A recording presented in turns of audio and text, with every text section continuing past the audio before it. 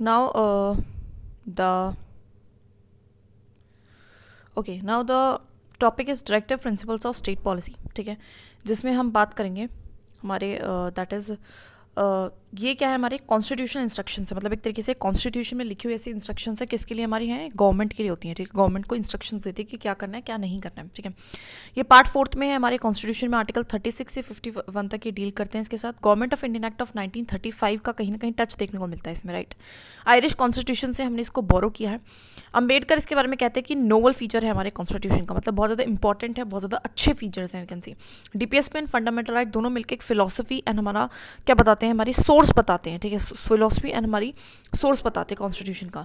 ये non justiciable, इसका मतलब है कि ऐसा नहीं है कि अगर इनमें से कोई भी डीपीएसपी इंप्लीमेंट नहीं हो रहा तो आप सीधे जाके कोर्ट में बैठ सकते हो उसके रिगार्डिंग, ऐसा कुछ भी नहीं। तो this is non justiciable, right. ये हमारा हम जो कोर्ट है वो हमारे यूज़ करते हैं इसको कॉन्स्टिट्यूशनलिटी को चेक करने में, मतलब डीपीएसपी की हेल्प से वो कॉन्स्टिट्यूशनलिटी को चेक करते हैं किसी भी लॉ की। Of course there are basically हम कह सकते हैं एक तरीके से रिस्ट्रिक्शंस है हमारे आर्टिकल 14 एंड आर्टिकल 19 ये बेसिकली क्या है, फंडामेंटल राइट है। तो फंडामेंटल राइट्स, कुछ राइट्स दिए गए हैं, लेकिन कुछ डीपीएसपी के चलते किसी इंडिविजुअल के राइट्स लिए भी जा सकते हैं जो कि गवर्नमेंट करती है, बिकॉज उनको डीपीएसपी को क्या करना पड़ता है, इंप्लीमेंट करना करता है। तो कह सकते हैं एक तरीके से ये क्या है, हमारे रिस्ट्रिक्शंस है हमारे आर्टिकल 14 और आर्टिकल 19 की। अगर मैं बात करूँ अमेंडमेंट की, तो बहुत सारे अमेंडमेंट्स हुए हैं, उसके तहत हमारे अलग अलग जो है राइट्स आए हैं, दैट इज 40 सेकंड, जैसे कि 40 सेकंड से आया 39 ए 43 बी एंड जनरली हम ये याद नहीं करेंगे, ठीक है, हम याद करेंगे जस्ट हमारे, बिकॉज इससे बहुत ज़्यादा कन्फ्यूजन हो जाती है, ठीक है। तो 40 सेकंड से क्या है, सबसे पहले हम बात करेंगे कि भैया हेल्दी डेवलपमेंट करेंगे चाइल्ड की डेवलपमेंट की बात करी गई है, हेल्दी डेवलपमेंट ऑफ चाइल्ड की डेवलपमेंट की बात करी गई है। उसके बाद हमने बात करा equal justice and free legal aid की, मतलब लोगों का कुछ भला कर रहे हैं। तो एक तो हमने चाइल्ड को इंपॉर्टेंस दी, एक हमने गरीब लोगों का क्या करेंगे, फ्री लीगल एड करी।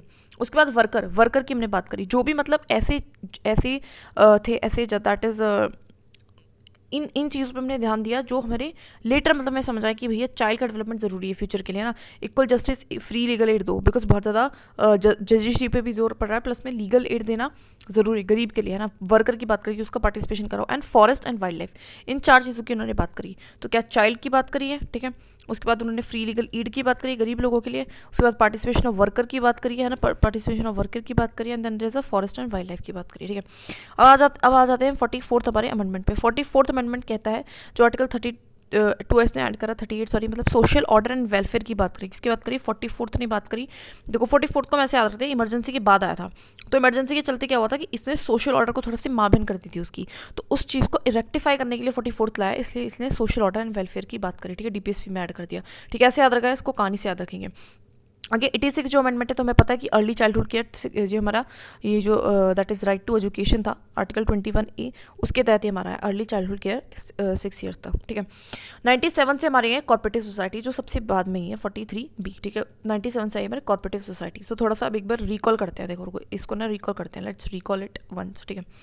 तो एक तो आया हमारी 40 सेकंड से, 40 सेकंड से हमारी चार आई थी। तो सबसे पहले हमने बात करा था कि हेल्दी डेवलपमेंट करनी है, हेल्दी डेवलपमेंट करनी है हमें चिल्ड्रन की, है ना, हेल्दी डेवलपमेंट कर रही है चिल्ड्रन की। फिर हमने बात करता कि हमें फ्री लीगल एड देनी है गरीब लोगों को। फिर हमने बात करी थी वाइल्ड लाइफ की, हमारे फॉरेस्ट को प्रोटेक्शन देनी है। और हमने बात करी थी participation of worker in the management, ठीक है।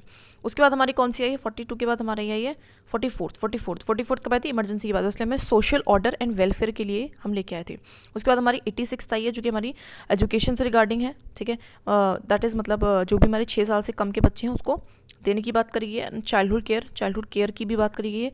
एंड फिर उसके बाद हमारी थी 97 आई थिंक, जो कि कॉर्पोरेटिव सोसाइटीज़ की बात करती है, ठीक है।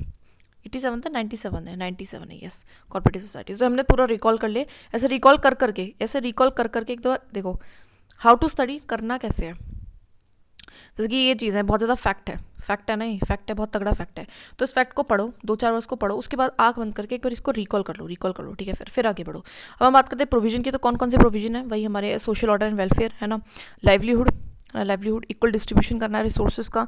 हमने जो है देखो ये क्या बोल रहा है, देखो सबसे पहले तो हमें क्या देनी है, नौकरियाँ देनी है, लाइवलीहुड, सबको नौकरियाँ देंगे। अब नौकरियाँ देंगे तो क्या होगा, नौकरियाँ कैसे मिलेंगी, नौकरियाँ कैसे अच्छी रहेंगी, कैसे अच्छा सबको अच्छी नौकरी मिलेगी, जब इक्वल डिस्ट्रीब्यूशन होगा रिसोर्सेज का, है ना। अगर किसी एक के पास रिसोर्सेज होंगे तो एक को अच्छी नौकरी मिलेगी, एक को नहीं मिलेगी, ठीक है।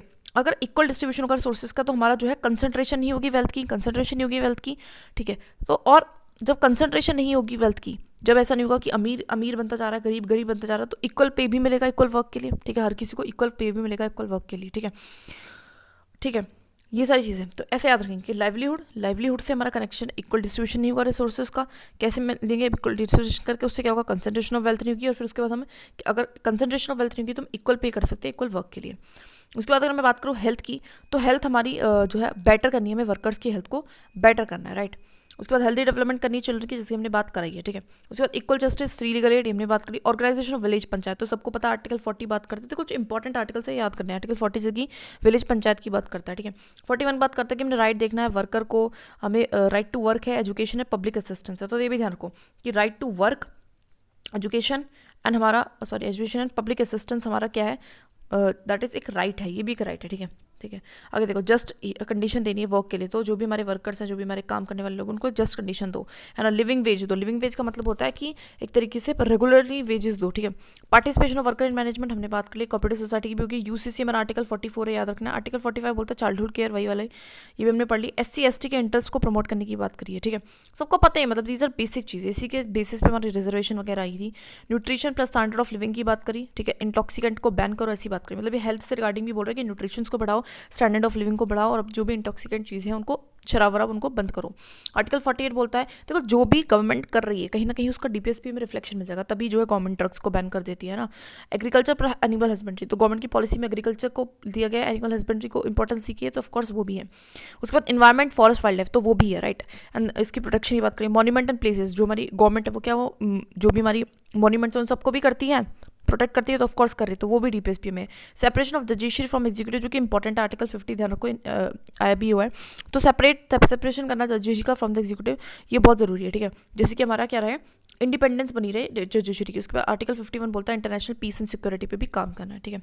आगे बात करते हैं फंडामेंटल राइट एंड DPSP में क्या अंतर है। देखो फंडामेंटल राइट क्या है, जस्टिसेबल, इसका मतलब अगर उनका वायलेशन होता है तो आप सीधा कोर्ट जा सकते हो, right, you can go to a court, और उसके लिए लॉ लाया जा सकता है। वहीं पर DPSP के संग ऐसा कुछ नहीं है। ये जो बेसिकली बात हम बात करते हैं फंडामेंटल राइट, हम एक पॉलिटिकल डेमोक्रेसी देखते हैं, डेमोक्रेसी तो दे रहे हैं लेकिन पॉलिटिकल देखते हैं, लेकिन DPSP हमें इकोनॉमिक एंड सोशल जो है डेमोक्रेसी देते हैं। फंडामेंटल राइट बेसिकली नेगेटिव है, नेगेटिव क्यों है, बिकॉज वो कहीं ना कहीं स्टेट को रोक रहे हैं कि कुछ काम नहीं करना है, आपको ऐसे इस तरीके से राइट्स का हनन नहीं करना है इस तरीके से, लेकिन DPSP कह रहा है कि आपको ये काम करना है, तो दैट्स वाई ये पॉजिटिव है। ये हमारे लीगल राइट्स की बात करते हैं, हमारे मॉरल एंड पॉलिटिकल राइट्स की बात करते हैं, ये हमारे इंडिविजुअल को मिलते हैं फंडामेंटल राइट्स, और ये हमारी जनरली DPSP फॉर सोसाइटी है, फॉर होल सोसाइटी। इनके लिए आपको जो है, इसके लिए आपको इन्फोर्स, ये ऑटोमेटिकली इन्फोर्स हो जाते हैं, तो लॉ की ज़रूरत नहीं होती है, ये हमें इसके लिए लॉ की ज़रूरत होती है, ठीक है। अब देखो कॉन्फ्लिक्ट क्या बिटवीन हमारा DPSP एंड फंडामेंटल राइट, देखो इसको CGKM से याद रखेंगे। तो चंपा का दुराजन केस हुआ, उसमें बोला कि फंडामेंटल राइट ना ऊपर है DPSP से, ठीक है। गोलकनाथ ने भी ये फंडामेंटल राइट जो है ऊपर है DPSP से। अब इनके बिटवीन में क्या हो रहा था कि जो हमारी सरकार थी उनको ये था कि भैया मैं तो DPSP को इम्प्लीमेंट करना है, और अगर इस तरीके से बात हो जाएगी कि फंडामेंटल राइट ऊपर है तो हम DPSP को इम्प्लीमेंट नहीं कर पाएंगे, तो वो क्या कहते हैं, वो बार बार अमेंडमेंट ला रहे थे, वो ऐसा बोल रहे थे कि भैया नहीं DPSP ऊपर है, DPSP ऊपर है, DPSP ऊपर है, हम फंडामेंटल राइट को वॉयलेट कर सकते हैं। बार बार जो हमारे ये चंपाकन वाले हैं, गोलकनाथ है, वो बोला जाता है नहीं भैया फंडामेंटल राइट्स ऊपर है, उनको मत छेड़ो। ऐसे फिर बाद में केशवानंदा एक केस आता है जो कि होता है फंडामेंटल राइट को आप चेंज कर सकते हो, लेकिन आपको एक तो उस पर जुडिशियल रिव्यू होगा, प्लस में आप बेसिक स्ट्रक्चर का उल्लंघन नहीं करोगे, ठीक है। तो इस तरीके से, और मनरेगा फिर भी उसके बाद दोबारा से अमेंडमेंट ले आती है ना, हमारी इंदिरा गांधी वगैरह पता नहीं कुछ कहती है, elections of the prime minister को अलग रखो, तो इसके चलते फिर दोबारा मनरेगा केस कहता है, वो कहता है कि देखो बैलेंस बना के चलो, ज़्यादा ना इधर उधर उड़ो नहीं, ठीक है। आगे देखो next topic is the fundamental duties. So basically हमारे मेंशन नहीं है, ओरिजिनल कॉन्स्टिट्यूशन में मेंशन नहीं थे, 42nd कॉन्स्टिट्यूशन अमेंडमेंट एक्ट से इसको ऐड किया गया था। ये पार्ट 4 ए बनाते हैं, आर्टिकल 51A में आते हैं। 86 अमेंडमेंट, एक बार इसमें अमेंडमेंट हुई है जिसमें हमने 11th फंडामेंटल राइट को जोड़ा था, जो कि कहता है कि सिटीजन जो है वो रिस्पॉन्सिबल है कि वो अपने चाइल्ड को एजुकेशन दे टू द 16-14, मतलब गवर्नमेंट तो देगी लेकिन उनको भी देना है, राइट। USSR से हमने लिया है। स्वर्ण सिंह कमेटी जो थी उसने रिकमेंडेशन दी थी कि हमें एक फंडामेंटल ड्यूटीज़ को भी ज्वाइन करना चाहिए। नॉन जस्टिसेबल है, ओके, जस्टिसेबल नहीं है, इसका मतलब है कि अगर कोई इंसान उनको फॉलो नहीं करेगा, इसका मतलब ये नहीं है कि that you can just go to a court, ठीक है। सिटीजन्स पे ही ओनली अप्लाई होता है, क्योंकि ड्यूटी सिर्फ सिटीजन्स की होती है, घर वालों की जिम्मेदारी होती है, right. Moral and civic duties के हम इसमें क्या करते हैं, बात करते हैं, ओके। सो लिस्ट है हमारी फंडामेंटल राइट्स की। तो क्या क्या वो बोलते हैं कि नोबल आइडियाज़ को फॉलो करना है, सोवरेनिटी, यूनिटी, इंटीग्रिटी को मेंटेन करना है, नेशनल जो है फ्लैग एंड एंथम, सॉन्ग की बात नहीं करेंगे, उनको रिस्पेक्ट करना है, नेशनल सर्विस देनी है जब भी ज़रूरत पड़े ना, brotherhood and dignity of women का ध्यान रखना है ना, भाईचारे का, एंड प्लस में वुमेन की इज्जत करनी, प्रिजर्व करना है अपनी रिच हेरिटेज, अपने कल्चर को प्रोटेक्ट करना है, एनवायरमेंट को, साइंटिफिक टेम्पर एंड रिफॉर्म लेके आने, as well as safeguard करना है पब्लिक प्रॉपर्टी को, ऐसा नहीं कि उसको वायलेशन नहीं करना, वायलेंस उसको ख़राब नहीं करना है, एंड एक्सीलेंस करना है हर एक स्पैरे में, ठीक है। ना बात करते हैं अमेंडमेंट ऑफ द कॉन्स्टिट्यूशन की। तो हमारा जो पार्ट है दैट इज़ पार्ट 20, वो बात करता है आर्टिकल 368 के अंडर अमेंडमेंट के बारे में। तो पावर जो है अमेंड करने की कॉन्स्टिट्यूशन वो पार्लियामेंट के पास है, और जनरली बेसिक स्ट्रक्चर को हम अमेंड नहीं कर सकते हैं। वो ये बोरो करा हमने हमारे साउथ अफ्रीकन कॉन्स्टिट्यूशन से। प्रोसीजर की बात करूँ तो सबसे पहले जो इंट्रोडक्शन है बिल वो किसी भी हाउस में हो सकता है, आइदर लोकसभा और राज्यसभा। प्रायर परमिशन क्या प्रेसिडेंट की चाहिए होती है? नहीं चाहिए होती है। मेजोरिटी जो है हमारी उसमें स्पेशल, एक तो स्पेशल टाइप की होती है, एक स्पेशल प्लस में स्टेट की रेक्टिफिकेशन। जॉइंट सिटिंग जो है इसका प्रोविजन भी यहाँ पे नहीं है, एंड जो एसेंट है प्रेसिडेंट उसको देना ही देना पड़ता है, ठीक है। तो क्या बोला कि इंट्रोडक्शन आप कर सकते हो, इंट्रोडक्शन कर सकते हो किसी भी हाउस में, ठीक है। सिंपल मेजोरिटी, एक तो स्पेशल मेजोरिटी होती है स्पेशल मेजोरिटी विद स्टेट की रेक्टिफिकेशन, ठीक है। प्रायर रिकमेंडेशन नहीं चाहिए होती है प्रेसिडेंट के, प्रेसिडेंट को यहाँ पे ऑब्लिगेटरी है सेव करना, जॉइंट सेटिंग यहाँ पे नहीं होती है, ठीक है। तो ये 2-4 चीज़ें हमने यहाँ पे पढ़ी, ठीक है। टाइप ऑफ मेजोरिटी की बात करो तो 3 होती है, simple, special, special plus state. तो ये जनरली 2 अंडर आर्टिकल 368 के अंडर आती हैं, ठीक है। तो सिंपल का मतलब है 50% ऑफ द प्लस में 1 of the present and voting. Special का मतलब है 50% ऑफ द टोटल स्ट्रेंथ, है ना, and 2/3 of the present and voting. जो example fundamental rights and DPSP को जनरली कुछ भी बदलाव करना है तो उसके चलते हम इसको करते हैं। स्पेशल और प्लस में स्टेट, तो स्पेशल तो ये है ही, ये कंडीशन फुलफिल होगी। प्लस में स्टेट के भी हाफ स्टेट का कम से कम सिंपल मेजोरिटी से हमें जो है हामी आनी चाहिए, तभी वो पास होता है। एंड ये सारे मैटर्स आते हैं जो डील करते हैं फेडरल प्रोविजन के साथ। जैसे कि एग्जाम्पल्स, अब इसमें बहुत सारे एग्जाम्पल्स हैं, जैसे कि हमारा representation of state in parliament की राज्यसभा। तो राज्यसभा में हर स्टेट का कितना प्रेजेंटेशन होगा, तो कहीं ना कहीं स्टेट की पावर को मैटर कर रहा है, इसलिए यहाँ पे स्टेट से पूछना जरूरी है। एग्जीक्यूटिव पावर और लेजिस्लेटिव पावर जो यूनियन एंड स्टेट के बीच में है, that is union list and हमारा स्टेट लिस्ट हम कह सकते हैं, उसके बेसिस पे भी ऑफकोर्स ये भी स्टेट की पावर को क्या कर रहा है, इंपैक्ट डाल रहा है। तो इस वजह से उसमें भी स्टेट की रेक्टिफिकेशन की जरूरत होती है। जीएसटी काउंसिल, बिकॉज अभी आज के टाइम पे जीएसटी का एक बहुत इंपॉर्टेंट रोल है, एंड वो हमारे कॉन्फ्रेंस लिस्ट में आता है, सो दैट्स वाई स्टेट से पूछना जरूरी है। Supreme court and high court, because integrated judiciary, integrated है तो हमें पूछना पड़ेगा, राइट। तो दैट्स वाई।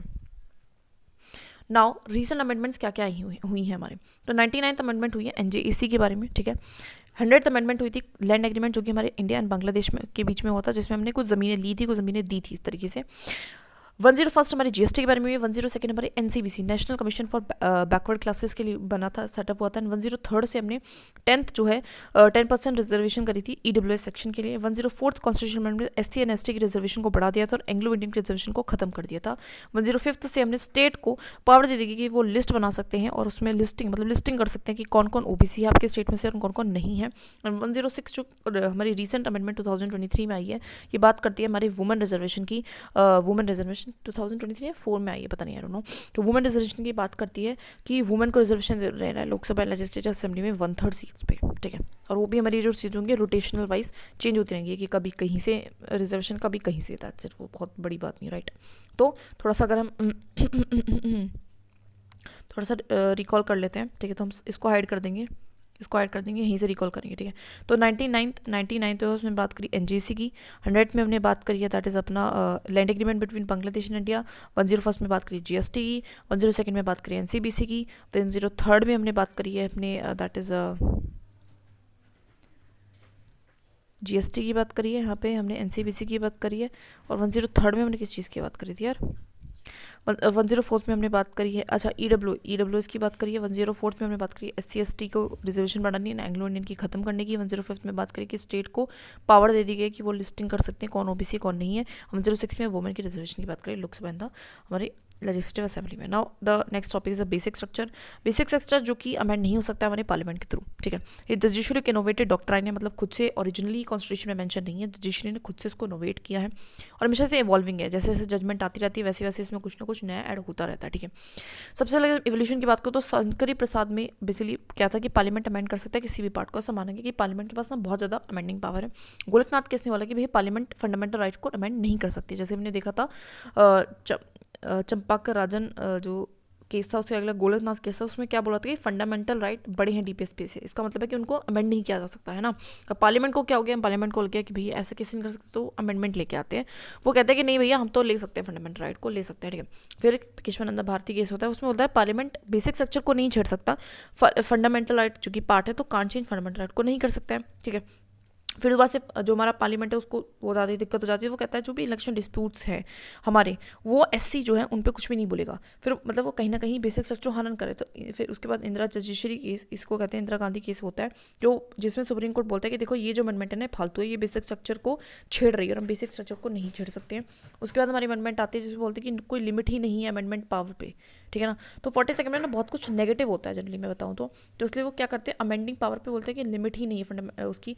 फिर उसके बाद मिनर्वा केस बोलते हैं कि भैया लिमिटेड अमेंडिंग पावर है और आप बेसिक स्ट्रक्चर को नहीं छेड़ सकते हो, ऐसा बोलते हैं, ठीक है।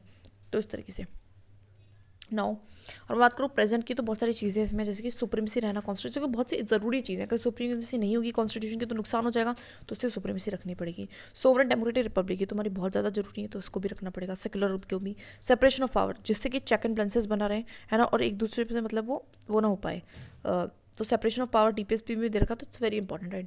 There is a federal structure, ठीक है, हमें फेडरल स्ट्रक्चर बिकॉज स्टेट की भी बात माननी है, सना कि सेंटर अपने अपने में कब्जा कर ले। Unity unity and integrity,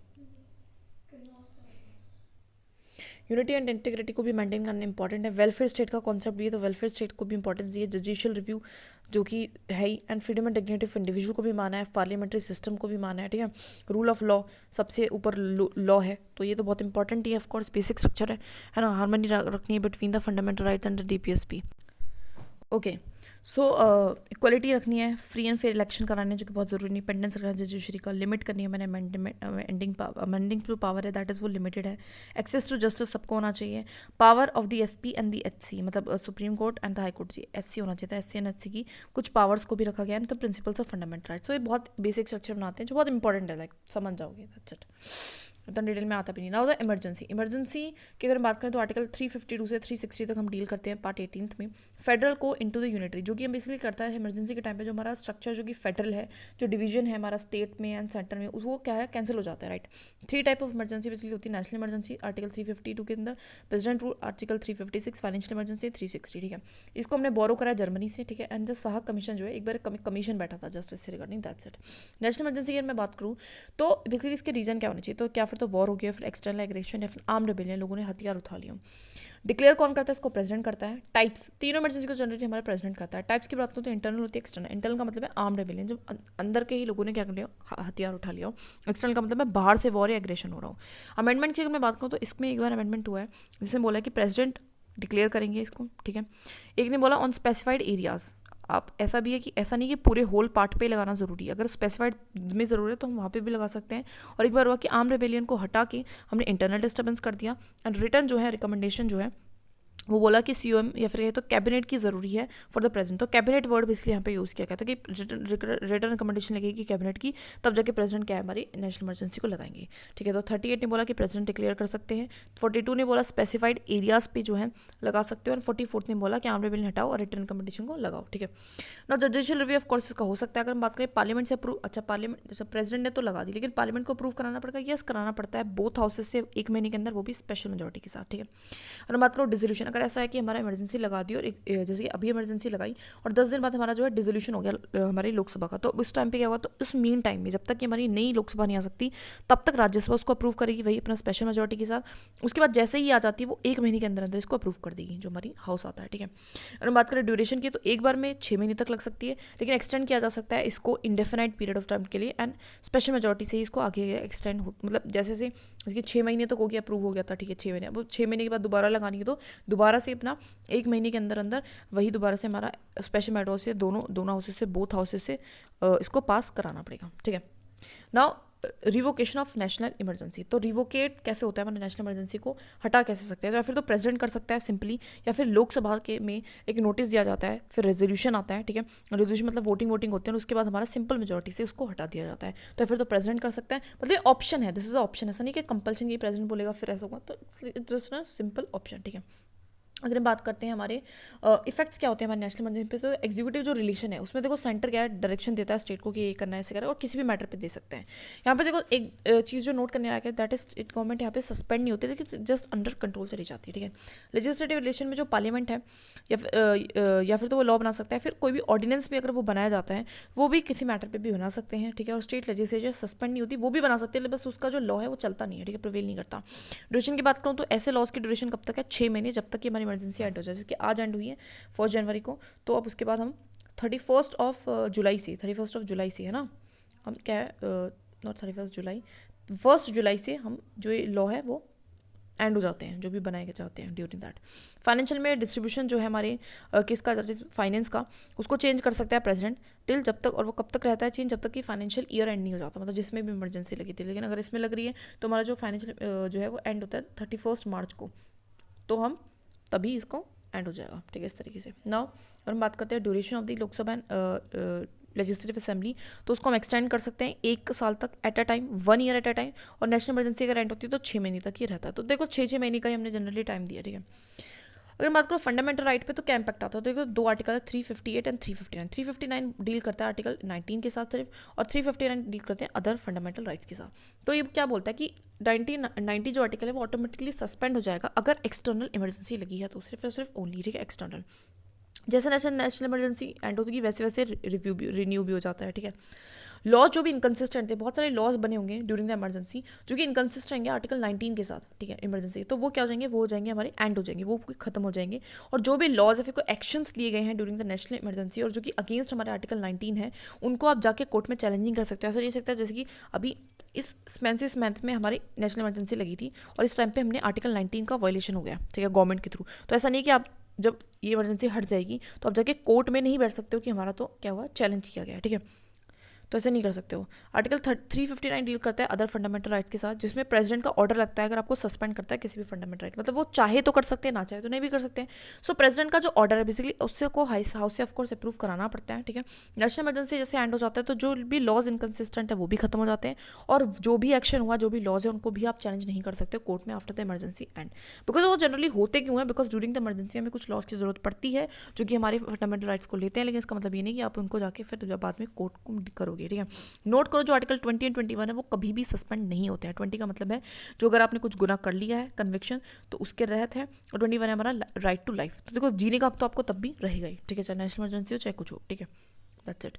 now president rule की हम बात करते हैं, तो देखो प्रेसिडेंट रूल को लगाने के कुछ रीजंस हैं, जिसमें से मैं 355 है, 356 एंड 365, देखो इसको उल्टा ही है, ठीक है।